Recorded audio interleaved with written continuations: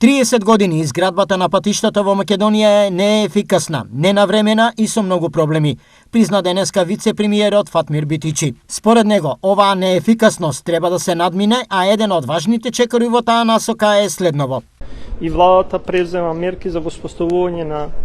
ново тело за координација на големите инфраструктурни проекти, која што ја нарекуваме единица за следење капитални инфраструктурни проекти, која ќе биде центарот во кој ќе се слеваат сите информации за секој голем инфраструктурен проект со цел мониторинг на спроведувањето, но и навремено алармирање за аномалии, пропусти или задоснување со цел надминување на сите овие проблеми со кои историски нашата држава се соочува при практична имплементација, односно изведба на големите инфраструктурни проекти. Според министерот за транспорт и врски Благој Бочварски, сепак оваа година била поинаква од досега и била поуспешна. Текот на оваа 22 година ние пред конечниот рок го завршивме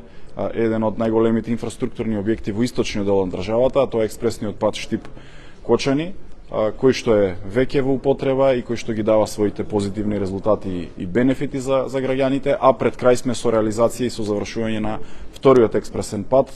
од Штип до Кочани. Сето ова според Бочварски се случува во многу тешко и неизвестно време, кога економијата ги трпи ударите од енергетската криза. Во време кога имаме сериозен пораст и на цените, и на материјалите, и на овие трендови кои што ги имаме наметнати од светските берзи на градежните материјали пред се, немаме запирање на градежните работи, напротив, работиме